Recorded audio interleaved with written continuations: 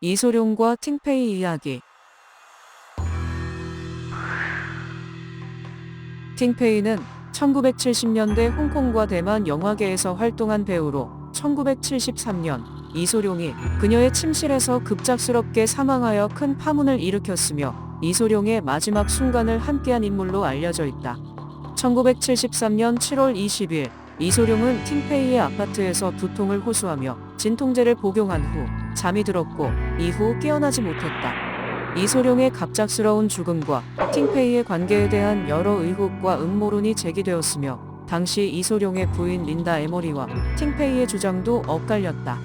그의 죽음에 대한 다양한 가설이 존재하지만 공식적인 사인은 외부적으로 발표되었다.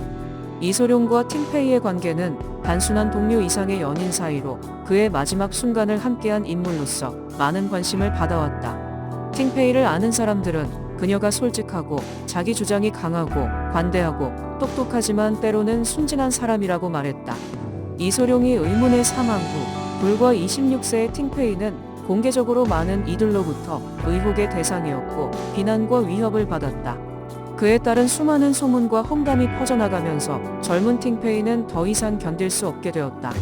팅페이는 연인이자 친구였던 그가 죽자 몇 년 동안 정신적으로 불안정해졌고 정신분열증까지 앓았다. 이소룡의 죽음과 관련된 논란은 오랜 시간 지속되었으며 팅페이는 이후 대중의 시선을 피해 은둔 생활을 했으며 불교에 귀의하여 반평생을 수행하기도 했다.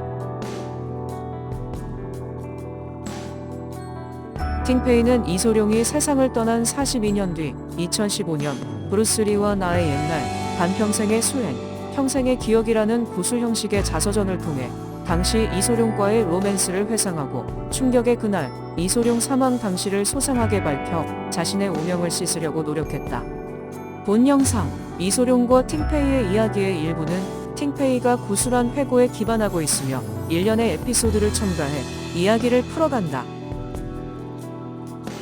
팅페이는 1947년 2월 19일 대만에서 태어났다. 본명은 탕메일이다.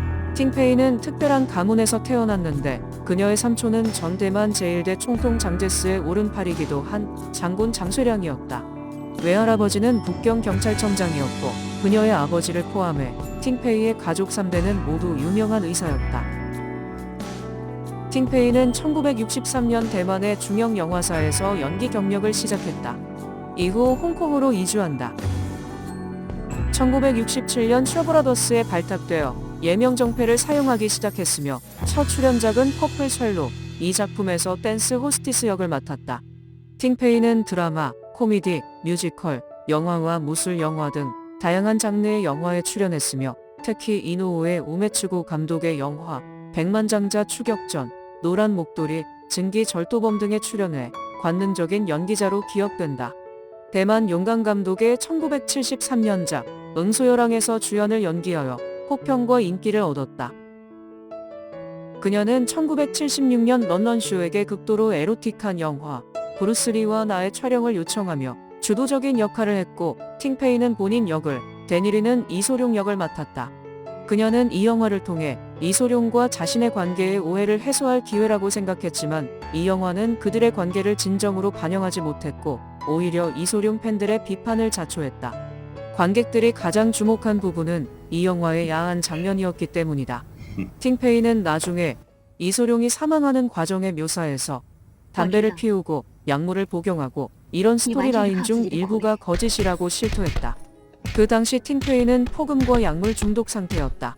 영리한 사업가이자 영화계 거물인 런던쇼는 이소룡의 죽음을 돈벌이로 삼으려고 감독과 의도적으로 자극적인 연출에 합의했을 것이다. 팅페이는 홍콩 언론에 그 영화를 촬영한 후에 그 영화의 스토리라인은 사실이라고 거짓으로 말했다. 하지만 그 영화는 흥행에 실패했고 이소룡의 이미지도 손상되었다.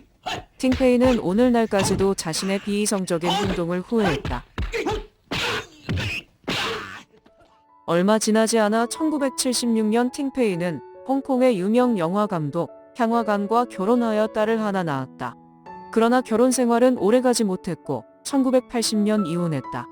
하지만 팅페이는 결혼 생활에 감사했고 가장 어려운 시기를 견뎌낼 힘을 얻었다고 생각했다. 아이러니하게도 향화강은 용쟁호투의 엑스트라로 출연하기도 했는데 빅배틀 전투씬에서 배경에 크게 웃는 모습으로 포착되어 눈살을 찌푸리게 했던 장본인이었다. 1973년 프리랜서 배우로 전향한 팅페이는 대만과 홍콩을 오가며 50편이 넘는 영화에 출연하며 활동하다가 1985년 은퇴한다. 1971년 겨울, 팅페이는 결혼을 위해 스위스에 갔지만 언어 장벽과 외로움으로 인해 어려움을 겪었고 결국 홍콩으로 돌아왔다. 어느 날 저녁, 어머니와 함께 묵고 있던 숙소, 홍콩 캐리 호텔로 돌아오던 그녀는 우연히 호텔 로비에서 저녁 만찬을 마치고 나오는 추문회와 그의 일행을 만나게 되었고, 팅페이를 알아본 추문회는 그 자리에서 이소룡과 그의 부인 린다를 소개했다. 이소룡과 악수를 나누던 순간, 아? 당신은 이소룡? 팅페이는 이소룡에게 강한 끌림을 느끼며 첫눈에 반했고, 이소룡도 그녀와 친구가 되어 기뻤다. 이소룡과 팅페이의 우연하고 운명적인 첫 만남이었다.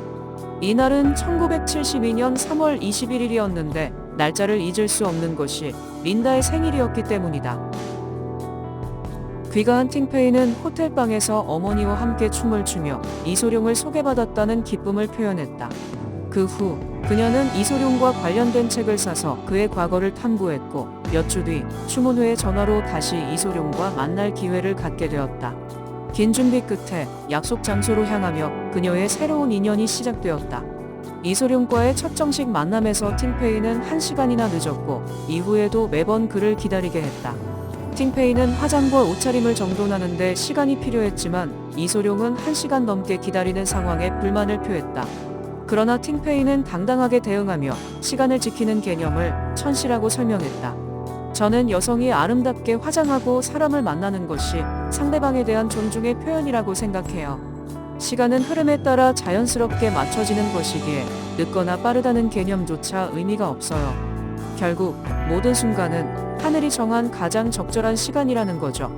이소룡은 황당했지만 받아치는 팅페이의 독특한 사고방식에 묘한 흥미를 느꼈다.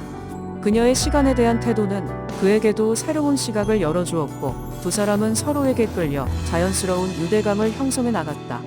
이후에도 팅페이는 매번 이소룡을 기다리게 했지만 이는 단순한 지각이 아니라 그를 더 깊이 이해하기 위한 과정이었다. 시간이 흐른 후 그녀는 이를 강철을 다듬어 명검이 되게 하는 과정으로 비유하며 그의 단단한 성격을 완성시키는 의미가 있었음을 시사했다. 팅페이는 이소룡과의 관계가 깊어지면서 호텔을 떠나 숙소를 아파트로 옮겼다. 그녀는 영화 콜걸 출연으로 큰 성공을 거두었지만 대부분의 시간을 이소룡의 촬영장에서 함께 보냈다. 이소룡은 그녀의 탁월한 의상 감각과 세트장에 대한 식견을 높이 평가했을 뿐만 아니라 무술가가 아님에도 그녀의 독특한 액션 안무에 대한 이해력에도 놀랐다. 팅페이가 제안한 동작들은 절권도의 발전에 큰 영향을 주었고 결국 그의 영화에도 반영되었다. 그녀는 실제로 일부 싸움 기술을 이해했다. 그녀가 10대 시절에 아버지가 운영하는 병원의 깡패들이 치료받으러 왔는데 종종 그들과 격투에 관해 대화를 나누었다.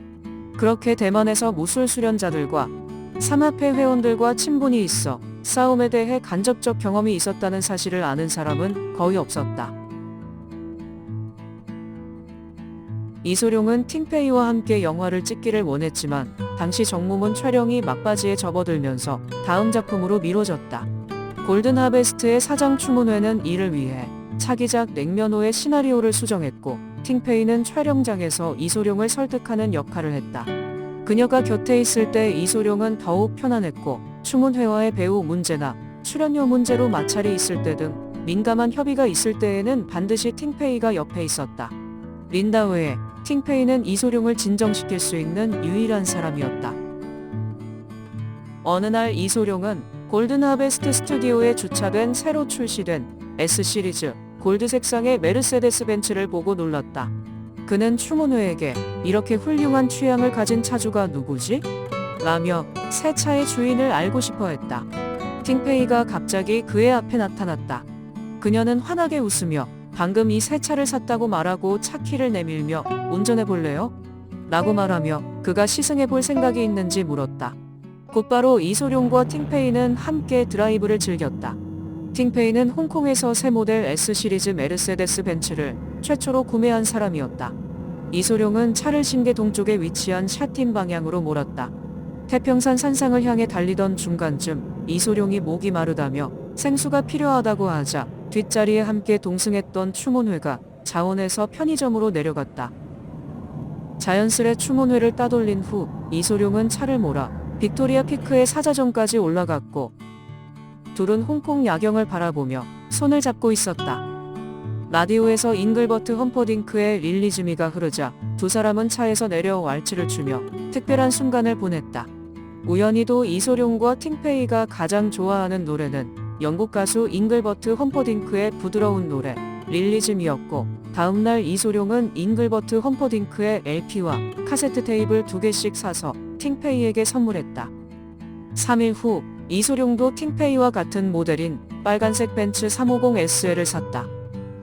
훗날 사람들은 이 벤츠 모델의 최초 구매자를 이소룡이라 했으나 사실은 팅페이가 가장 먼저 구입했고 이소룡은 팅페이가 구입한 후 3일 뒤에 산 것이다.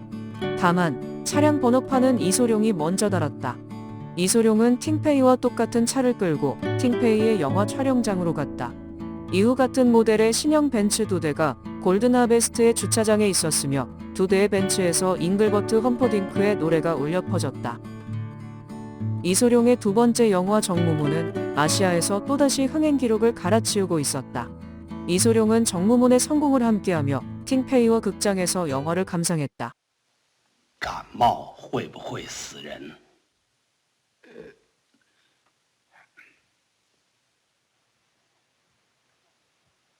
你要告诉我，师傅到底是什么病死的？我不信。师傅平时身体这么好，他怎么会死？他怎么会死？他一定是死得好冤枉！我师弟。 하지만 마지막 장면에서 총구가 겨눠진 곳으로 뛰어오르는 이소룡의 모습은 스크래치 같은 여운처럼 팅페이의 마음에 걸렸다. 맹룡과강의 제작 과정에서 팅페이는 출연하지 않았지만 영화의 거의 모든 작업에 깊이 관여했다. 그녀는 촬영장에 매일 출근하며 이소룡을 돕고 냉면호 출연을 준비했다. 하지만 얼마 후 냉면호는 이소룡과 사이가 좋지 않았던 로웨이 감독이 주연을 왕으로 바꾸어 촬영에 들어가면서 이소룡과 팅페이는 참여하지 않게 된다. 맹룡과강 첫 촬영 날 팅페이는 첫 영화 당산대용과 두 번째 영화 정무문의 헤어스타일이 거의 같다고 판단했고 이소룡에게 헤어스타일을 바꿔보자고 제안했다. 이소룡은 동의했고 그를 헤어스타일리스트에게 데려가 자신의 스타일처럼 변경해달라고 했다. 결국 이소룡은 팅페이와 비슷한 헤어스타일로 맹룡과강을 촬영했다. 영화는 세계적으로 큰 성공을 거두었다. 나중에 대중들은 팅페이와 이소룡의 헤어스타일이 거의 같은 것을 발견했다. 이로 인해 두 사람의 관계에 대한 소문이 퍼지기도 했다. 이소룡과 소기린은 오랜 친구 사이지만 팅페이는 소기린을 매우 싫어했다. 그녀는 그가 지나치게 이소룡에게 의존하며 매사 스스로 발전할 생각을 하지 않는다고 생각했고 웅얼거리고 확실하지 않은 소기린의 태도 역시 마음에 안 들었다. 소기린은 맹룡과강 촬영 중 팅페이와 자주 마찰을 빚었는데 소기린의 도교적 신념을 바탕으로 영화 제목 맹룡과강에 용과 이소룡 배역의 이름 당룡에 룡이 상충하고 또한 원래 이소룡의 헤어스타일 인형머리 형태, 즉 한국 사람들 표현으로는 바가지 머리를 버리고 팅페이가 제안한 불교적인 작아 보이는 헤어스타일인 불수머리로 출연하면 이소룡이 쌓아온 이미지에 영향을 주고 이런 영향으로 영화가 흥행을 못할 것이라고 주장했다. 그러던 중 그는 이소룡이 걸을 때 항상 뒤꿈치가 땅에 닿지 않는다고 반복해서 언급했는데 팅페이는 처음에는 이를 대수롭지 않게 여겼지만 대만에서 자신의 예명을 지어준 백대사를 만나면서 그 말이 죽음을 암시하는 저주라는 것을 알게 되었다. 백대사는 이 말은 누군가 빨리 죽으라고 저주하는 말로 죽은 자는 땅을 밟을 수 없기 때문이라고 해석했다. 팅페이는 이 말을 듣고 더욱 화가 나 참을 수 없는 동시에 어떻게 해야 화를 면할 수 있나 생각하게 되었다. 만약에 그렇게 뒤꿈치를 항상 땅에 닿지 않고 걷는다면 굽이 높은 구두를 신는 게 그 화를 면하게 하는 방법이 될 것이요. 백대사의 의견이었다. 이에 그녀는 즉시 이소룡에게 키높이 구두를 신도록 권유했고 이후 이소룡은 항상 굽이 높은 구두를 신고 공식석상에 나타나게 되었다.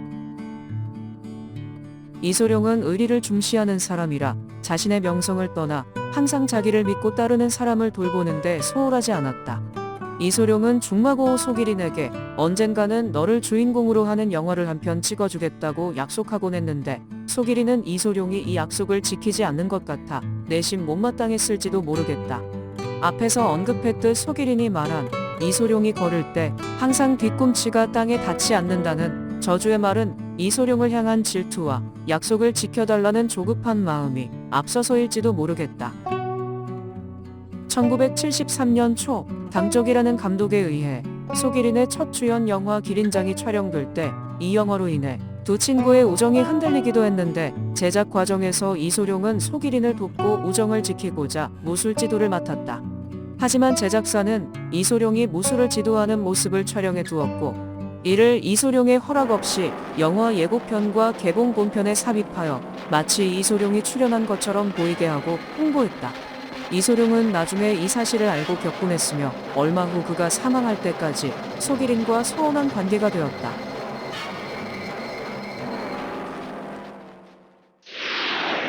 팅페이와 이소룡은 두 번의 심한 다툼이 있었다. 첫 번째는 이소룡이 근육을 키우기 위해 전기 충격 훈련을 지속했기 때문이었다. 이소룡은 팅페이 앞에서 새로 산 전기 충격기로 운동을 한 적이 있다. 그가 전류에 감전되는 것을 보고 팅페이는 이 잔혹한 장면을 보는 것이 무서웠다. 그녀는 그것이 그의 몸과 신경계를 다치게 할 것이라고 생각했기 때문이다.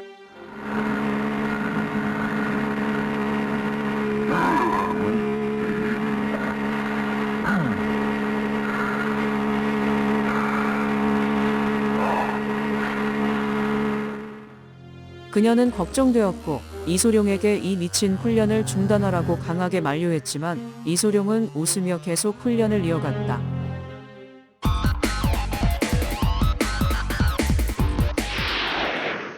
두 번째는 1972년 후반 이소룡이 선천적으로 땀을 많이 흘려 겨드랑이 밑에 땀샘 제거 수술을 결정했을 때였다.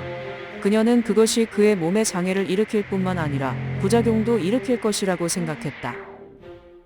팅페이는 한 달 넘게 반대했으나 결국 수술을 막지 못했고 병원에서 그의 손을 붙잡고 만류했지만 그는 홀로 진료실로 들어갔다. 팅페이는 그가 수술을 마치고 나올 때까지 불안과 초조 속에 병원 주변을 돌며 기다렸고 결국 심한 스트레스로 인해 이후 수면 장애를 겪고 입원까지 하게 되었다. 다음 해 여름 이소룡 사망 기사 한 편에 땀샘을 제거한 후에 성격이 나쁘게 변했다는 기사가 실리기도 했다. 1973년 초 이소룡은 사망적 유희를 준비하며 팅페이를 자신의 부인 역으로 계획했으나 촬영이 진행되던 중 미국 워너브라더스에서 용쟁호투 출연 제안을 받았다. 할리우드 진출이 꿈이었지만 이미 미국에서의 성공이 녹록지 않다는 경험에 의한 고민이 깊었다. 이소룡은 홍콩에서 이미 성공을 거둔 상황에서 모험을 떠나는 것이 맞을지 갈등했다. 하지만 팅페이는 국제적인 스타가 되려면 할리우드의 제안을 수락해야 한다고 격려했고 결국 이소룡은 그녀의 의견을 받아들여 사망적 유희 제작을 잠시 멈추고 용쟁호투에 출연하게 되었다.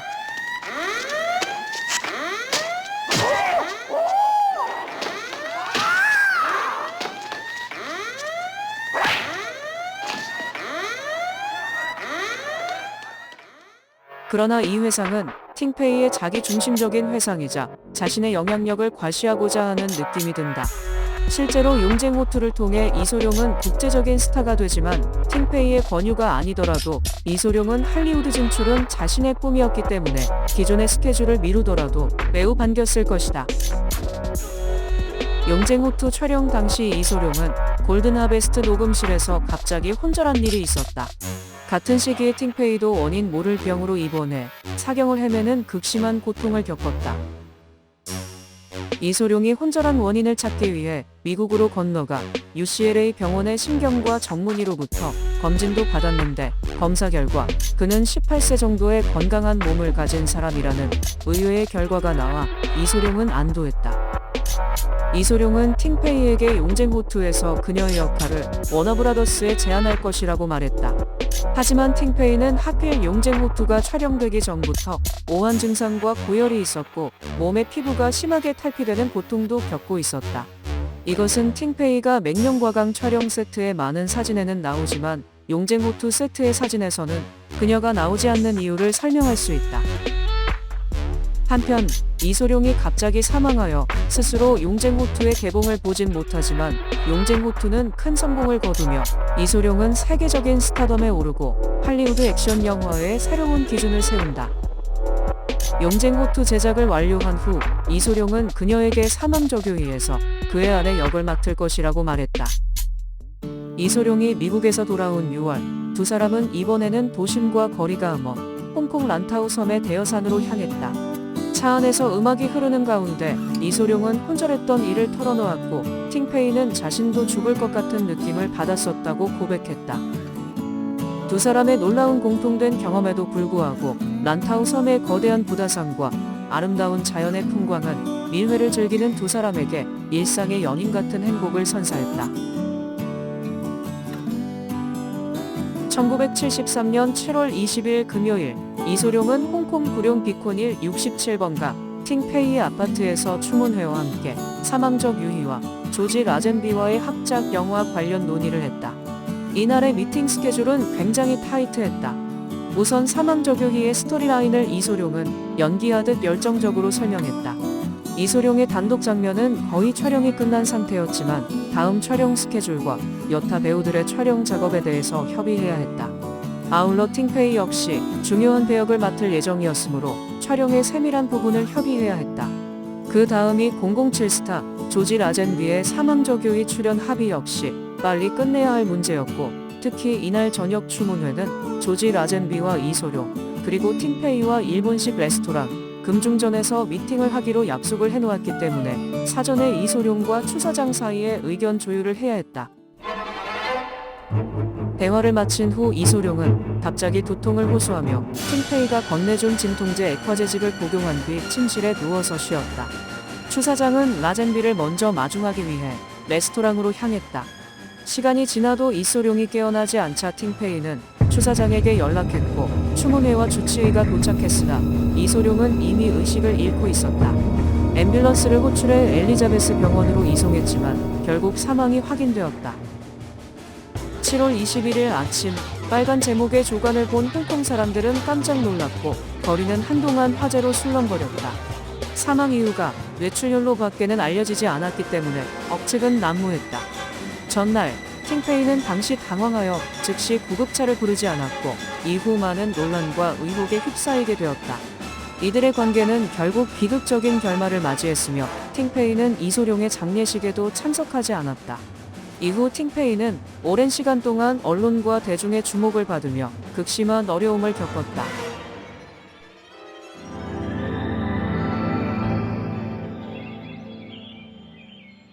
지난번 샤틴 산상에서 이소룡과 팅페이는 스포티한 벤츠 신차를 몰아 빅토리아 피크의 라이언 파빌리온에서 아름다운 일몰을 감상했을 때 이소룡은 팅페이에게 앞으로 그곳에 큰 집을 사서 매일 아름다운 일몰을 감상하고 당신을 초대해 함께 춤추겠다고 말했다. 그러나 운명은 이 약속을 지키지 못했다. 이소룡의 갑작스런 죽음은 팅페이의 인생에서 가장 행복한 시간을 앗아갔다. 이소룡에 대한 향수를 풀기 위해 팅페이는 밤낮으로 수행을 했으며 결국 불교에 귀의하여 저명한 승려들의 도움 속에 조용히 생명의 강으로 흘러갔다.